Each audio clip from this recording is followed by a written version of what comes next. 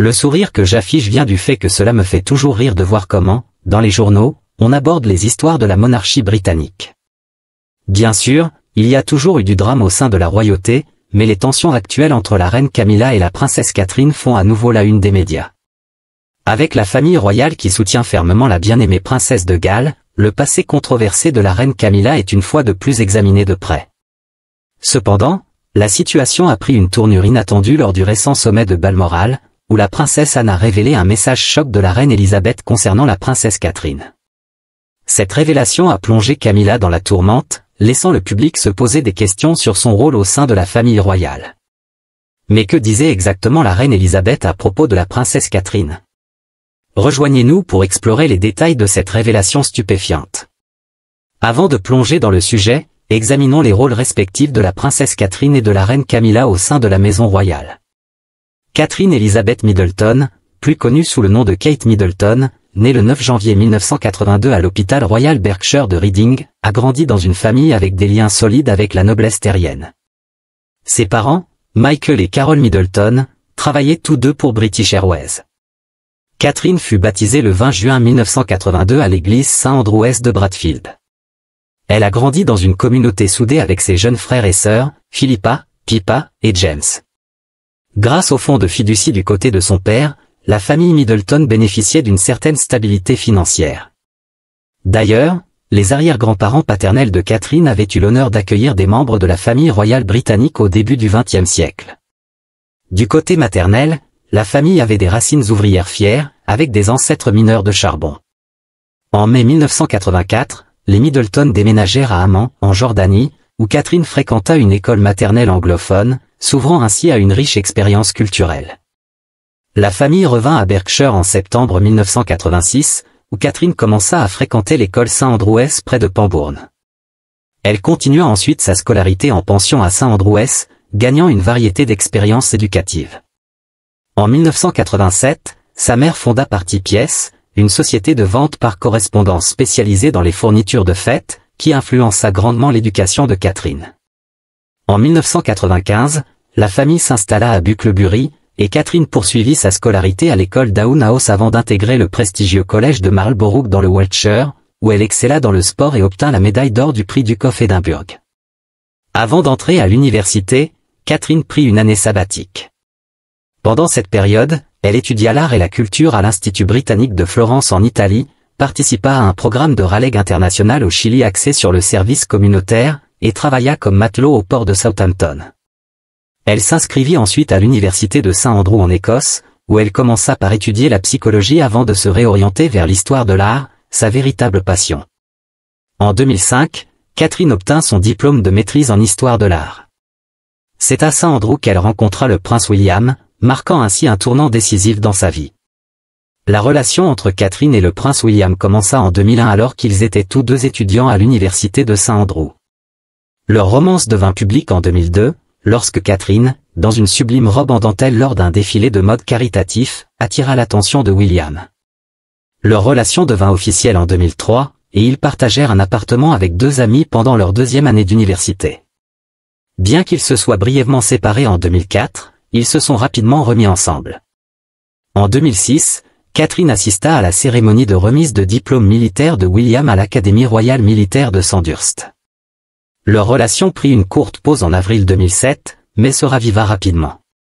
En mai 2008, Catherine représenta William lors du mariage de son cousin Peter Phillips, marquant ainsi sa première rencontre avec la reine Elisabeth II. Le 29 avril 2011, ils se marièrent à l'abbaye de Westminster, dans un événement suivi par des millions de téléspectateurs à travers le monde. Après leur mariage, la reine Elisabeth leur offrit la résidence d'Amey Hall sur le domaine de Sandringham. Depuis lors, leur vie de couple s'est déroulée entre engagements royaux et moments de bonheur en famille, notamment avec leurs 3 enfants. Alors que la relation entre Catherine et William évolue harmonieusement, les tensions avec Camilla continuent d'alimenter les rumeurs. Mais que se cache-t-il réellement derrière la récente révélation de la reine Elisabeth? Continuez à nous suivre pour en savoir plus sur ce mystère royal. Le prince George est né en juillet 2013 à l'hôpital Saint-Marie à Londres. Pendant cette période, Catherine a souffert de la même condition médicale durant ses grossesses suivantes, ce qui a entraîné l'annulation de certains engagements officiels. La princesse Charlotte est née en mai 2015, suivie du prince Louis en avril 2018. À leur naissance, George, Charlotte et Louis étaient respectivement 3e, 4e et 5e dans l'ordre de succession au trône britannique.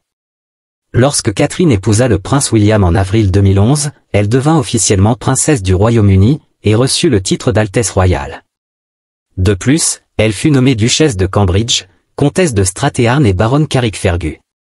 Si, dans la majorité du Royaume-Uni, elle est principalement connue sous le titre d'Altesse royale la duchesse de Cambridge, en Écosse, elle est désignée sous le titre de son Altesse royale la comtesse de Strathearn. Après le décès de la reine Elisabeth II le 8 septembre 2022, et l'accession de Charles au trône sous le nom de roi Charles III, Catherine reçut de nouveaux titres, duchesse de Cornouailles et duchesse de Rothesay. Pendant une courte période, elle fut connue sous le titre d'Altesse royale la duchesse de Cornouailles et de Cambridge. Cependant, dès le lendemain, le roi Charles III éleva William au rang de prince de Galles et comte de Chester, faisant ainsi de Catherine la princesse de Galles et la comtesse de Chester. Depuis lors, elle porte le titre d'Altesse royale la princesse de Galles et, en Écosse, celui de duchesse de Rothesay. Outre ces titres, Catherine possède plusieurs distinctions prestigieuses, dont Dame Grand Croix de l'Ordre royal de Victoria, Compagnon royal de l'Ordre des Compagnons d'honneur, et récipiendaire de l'Ordre royal de la reine Elisabeth II. Camilla Rosemary Shaw est née le 17 juillet 1947 au King's College Hospital à Londres. Sa famille partageait son temps entre leur maison de campagne du XVIIIe siècle, The Lan, à Plympton, dans l'East Sussex, et une résidence à South Kensington, Londres. Les parents de Camilla étaient le major Bruce Shaw, un ancien officier de l'armée britannique devenu homme d'affaires, et Rosalind Cubitt, fille de Roland Cubitt, le 3e baron Ashcombe. Camilla avait 2 frères et sœurs plus jeunes, une sœur nommée Annabel Elliot et un frère, Mark Shaw. Il est à noter qu'une de ses arrière-grand-mères, Alice Keppel, avait été la maîtresse du roi Édouard VII. Camilla fut baptisée le 1er novembre 1947 à l'église Saint-Pierre de Furles, dans l'East Sussex. Sa mère Rosalind était très impliquée dans des œuvres caritatives, notamment à la Fondation pour le patrimoine chilien, qui soutenait les enfants handicapés. Son père Bruce, après sa carrière militaire, se lança dans plusieurs entreprises commerciales, dont un partenariat dans une société de vin et d'autres affaires basées à Hastings et à Londres. En tant qu'enfant, Camilla fut profondément influencée par la passion de son père pour la lecture, et elle aimait s'entourer d'animaux domestiques, notamment des chiens et des chats. Elle développa très tôt un intérêt pour l'équitation, participant à des camps de pony club et remportant des prix lors de compétitions locales. Elle décrivait souvent son enfance comme « parfaite sous tous les aspects ». L'éducation formelle de Camilla commença à l'âge de 5 ans à l'école d'Umbrell, un établissement mixte situé à Ditchling. J'ai maintenant 75 ans et je ne me souviens de personne à 10 ans. Elle est ensuite allée à la Queen's Gate School à Londres, où elle était camarade de classe avec la chanteuse Twinkle. Sa professeure de français, Penelope Fitzgerald, se souvenait d'elle comme d'une élève brillante et pleine de vie. Camilla a quitté Queen's Gate en 1964 avec seulement une qualification au level, car ses parents préféraient qu'elle explore d'autres intérêts plutôt que de poursuivre des études de haut level. À 16 ans, elle a fréquenté Montfer, une école de perfectionnement en Suisse. Après cela, elle a passé 6 mois à étudier le français et la littérature française à l'Institut de l'Université de Londres à Paris. Le 25 mars 1965, Camilla a fait son entrée dans la société londonienne en tant que débutante, rejoignant 310 autres jeunes femmes présentées cette année-là. Après avoir quitté la maison familiale, Camilla a vécu dans un petit appartement à Kennington avec son amie Jane Wyndham, avant de déménager dans un appartement plus grand à Belgravia. Initialement, elle partageait cet appartement avec sa logeuse, Lady Moira Campbell, puis plus tard avec Virginia Carrington. Virginia, qui épousa l'oncle de Camilla, Lord Ashcombe, deviendra par la suite une assistante spéciale de Camilla et de Charles en 2005. Camilla a travaillé comme secrétaire et réceptionniste dans diverses entreprises. Un de ses emplois notables était dans une entreprise de décoration, mais elle fut finalement renvoyée pour avoir été en retard après avoir assisté à un bal. Malgré ces changements d'emploi, Camilla a conservé son enthousiasme pour l'équitation et assisté régulièrement à des événements équestres. Elle avait également une passion pour la peinture, bien qu'une grande partie de ses œuvres ait été jetée par la suite. En plus de ses passe-temps, elle aimait la pêche, le jardinage et l'horticulture. Alors, comment Camilla est-elle passée de cette vie à son rôle de reine? Restez avec nous pour découvrir la suite. Camilla Shaw, qui allait plus tard être connue sous le nom de Camilla, reine consort, a rencontré pour la première fois le prince Charles à l'été 1971.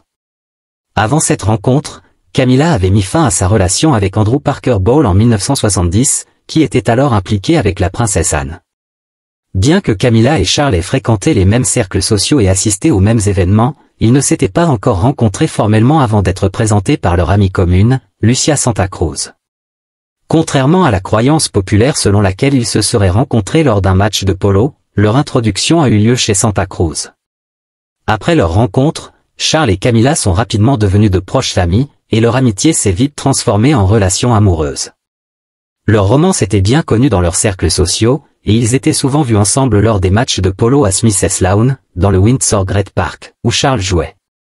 Ils fréquentaient également souvent Annabel S, un club privé situé à Berkeley Square, à Londres.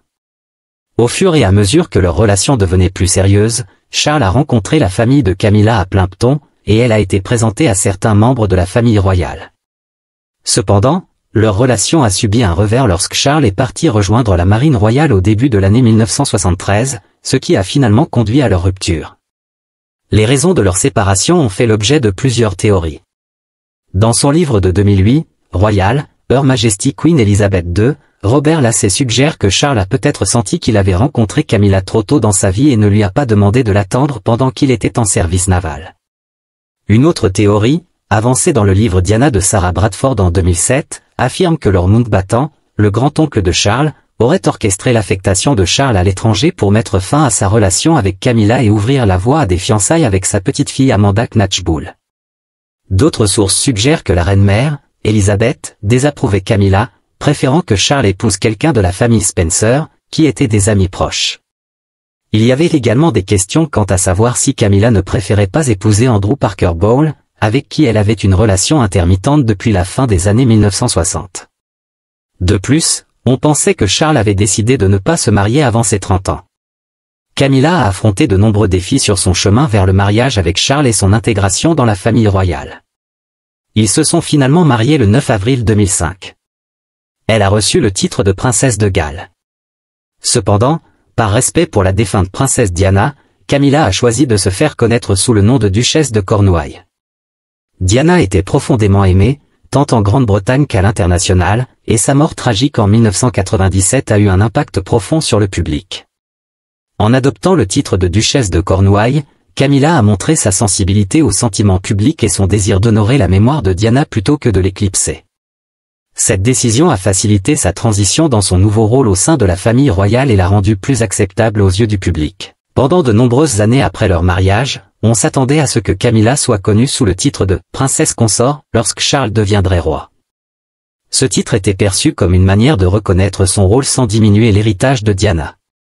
Le titre de « princesse consort » aurait reconnu la position de Camilla aux côtés de Charles sans reproduire le titre détenu par Diana. Cependant, au début de 2022, la reine Elisabeth II a fait une annonce révolutionnaire. Elle a déclaré que Camilla serait connue sous le nom de « reine consort » à l'ascension de Charles au trône. Cette décision a marqué un changement significatif dans la tradition royale et a signalé une acceptation plus large du rôle et des contributions de Camilla à la famille royale. Cela représentait une nouvelle ère où Camilla était officiellement reconnue comme une figure centrale de la monarchie, et non plus simplement comme une figure historique au passé complexe. Quelle a été sa relation avec les autres membres de la famille royale au fil des années? Continuez à regarder pour en savoir plus. Le 24 juillet 2024, le prince William a fait une annonce notable dans le rapport annuel intégré du duché de Cornouailles. Cette décision a profondément affecté la reine Camilla. Le choix de retirer Annabel Elliott, la sœur de la reine Camilla, de la liste des salariés royaux a provoqué d'importants bouleversements et controverses au sein des cercles royaux. Annabel Elliott, une décoratrice d'intérieur respectée avec 2 décennies de service au sein du duché, a été renvoyée de son poste. Ce changement marque un tournant majeur dans la gestion des finances et des opérations du duché. Pour la première fois en près de 20 ans, les rapports financiers pour la période 2023 à 2024 ont révélé qu'Elliott ne recevra aucune compensation pour son travail. Cette décision s'inscrit dans l'initiative plus large du prince William de moderniser et de rationaliser les pratiques financières du duché. Elliott, maintenant âgé de 75 ans, a joué un rôle crucial dans la décoration et la mise à jour des cottages de vacances du duché, situés en Cornouailles, au pays de Galles et dans les îles Scilly. Au fil des ans, elle a gagné plusieurs centaines de milliers de livres pour ses services, reflétant ses contributions significatives au duché. Des sources proches de la situation ont assuré au Télégraphe que le licenciement d'Elliot n'était pas dû à des lacunes de sa part, mais plutôt à un changement stratégique vers une gestion financière plus moderne et plus efficace. Son expertise dans l'amélioration des aspects visuels et fonctionnels des propriétés du duché a été très appréciée, et son départ a suscité un débat considérable et des préoccupations parmi les observateurs royaux. Certains craignent que son départ ne crée un vide notable dans la gestion et l'attrait de ses propriétés, soulevant des questions sur la future orientation de la gestion immobilière du duché. La reine Camilla, qui a un lien personnel profond avec sa sœur, a été profondément affectée par cette décision. L'impact émotionnel sur Camilla est significatif, car elle partage un lien fort avec Annabelle. Des rapports suggèrent que la reine Camilla a été profondément attristée et bouleversée par la nouvelle, avec certaines sources indiquant qu'elle a été vue en larmes à propos de cette situation. Cet aspect personnel ajoute une couche émotionnelle complexe à ce qui est essentiellement une décision professionnelle, soulignant le fardeau que cela a imposé à la famille royale. Qui d'autre a eu une querelle avec Camilla et pourquoi? Continuez à regarder pour en savoir plus. Cela ne semble pas être une bonne idée de mon point de vue. La fille unique de la reine Elisabeth II et la sœur du roi Charles III avaient des réserves initiales concernant Camilla et son futur rôle de reine consort. Dans son livre Camilla, duchesse de Cornouailles, une survivante royale, la biographe royale Angela Levin révèle qu'Anne et Camilla ne s'entendaient pas bien au départ. Anne, connue pour son caractère direct et franc, a gardé ses distances avec Camilla pendant longtemps. Cela a créé une atmosphère tendue et inconfortable entre elles, car Camilla avait du mal à gérer l'attitude froide et distante d'Anne. La tension entre Anne et Camilla allait au-delà des simples différences personnelles. Il y avait des raisons plus profondes derrière le scepticisme d'Anne à l'égard de la place de Camilla dans la famille royale. Selon la couturière de la princesse Diana, Anne aurait un jour fait un commentaire exprimant ses doutes sur le fait que Camilla puisse un jour être acceptée comme une véritable reine. Ce commentaire allait au-delà d'une simple opinion personnelle, il reflétait une résistance plus large, à la fois au sein de la famille royale et parmi le public, à l'égard du rôle de Camilla. La biographe Penny Junor présente une perspective alternative intrigante sur la relation de Camilla Champ avec Charles, alors prince de Galles. Selon Junor, l'implication de Camilla avec Charles était influencée par un mélange complexe d'émotions, y compris un désir de vengeance contre Andrew Parker Bowles et la princesse Anne. Junor suggère que, bien que Camilla ait eu des sentiments forts pour Andrew, leur relation a été entachée par les infidélités répétées d'Andrew. Andrew, connu pour son charme et sa proéminence sociale, courtisait d'autres femmes tout en maintenant sa relation avec Camilla. Parmi ces femmes figurait la princesse Anne, dont l'implication avec Andrew a encore compliqué la situation. Se sentant profondément blessée et frustrée par les infidélités d'Andrew, les émotions de Camilla se sont mêlées à un sentiment de trahison et à un désir de validation. Dans ce contexte, sa relation avec Charles pouvait être perçue comme une forme de revanche. En s'engageant avec une figure aussi influente que Charles, Camilla cherchait à prouver à Andrew qu'elle était désirable et capable d'attirer des personnalités de haut rang. Cette relation était une affirmation puissante à Andrew, soulignant la capacité de Camilla à se lier à quelqu'un de statut élevé, défiant ainsi la perception qu'Andrew avait d'elle. Junor souligne que les motivations de Camilla allaient au-delà d'une simple attraction romantique. Sa relation avec Charles était en partie motivée par le besoin de s'affirmer et de reprendre le contrôle après les infidélités d'Andrew. Les actions de Camilla n'étaient pas uniquement orientées vers la recherche d'une relation sérieuse avec Charles, mais également vers la confrontation des blessures émotionnelles infligées par le comportement d'Andrew. Fait intéressant, l'implication de la princesse Anne avec Andrew est décrite comme relativement superficielle. Selon Badell Smith, Anne ne considérait pas sa romance avec Andrew comme un engagement sérieux ou à long terme. Elle la voyait plutôt comme une aventure passagère, une relation de jeunesse sans véritable connexion émotionnelle profonde. Quelle est alors la relation entre la princesse Catherine et la reine Camilla? A-t-elle toujours été cordiale? Continuez à regarder pour le découvrir. Selon le biographe Tom Bovey, un conflit notable a émergé entre Kate Middleton et la reine Camilla, notamment mis en lumière lors du couronnement du roi Charles III. Ce différend porte sur la liste des invités pour l'événement. Kate s'est sentie insatisfaite lorsqu'elle a découvert que Camilla avait été autorisée à inviter plus d'invités qu'elle. Cette différence dans les privilèges concernant la liste des invités a créé une tension visible entre elles, qui est devenue évidente lorsque Kate a quitté la cérémonie à l'abbaye de Westminster sans reconnaître ni montrer de respect envers Camilla. Ce conflit ne s'est pas résolu avec le couronnement, y compris lors du concert du couronnement. Bové suggère que le conflit persistant entre Kate et Camilla pourrait avoir de graves répercussions sur la stabilité de la famille royale et pourrait affecter la manière dont le public perçoit la monarchie. Kate, qui a traditionnellement été vue comme un modèle de grâce diplomatique au sein de la famille royale, lutte désormais pour maintenir cette réputation à cause de la dispute en cours. Pour compliquer les choses, Kate fait actuellement face à des problèmes de santé significatifs. Elle se remet de séances de chimiothérapie et se concentre sur sa guérison, ce qui rend sa situation particulièrement délicate. Malgré cela, la reine Camilla aurait insisté pour que Kate reprenne ses fonctions royales dès que possible, semblant faire peu de cas de la santé de Kate et de la nécessité de sa guérison. Cette insistance a encore aggravé la tension entre elles. Dans un récent revirement de situation, la reine Camilla a décidé de rendre visite à Kate. Bien que cette visite ait été censée être perçue comme un geste amical, de nombreux observateurs soupçonnent que Camilla avait une intention cachée.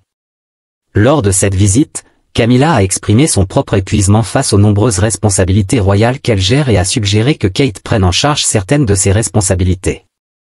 Cette proposition a profondément bouleversé Kate, qui estime que sa santé actuelle et ses obligations familiales devraient être prioritaires.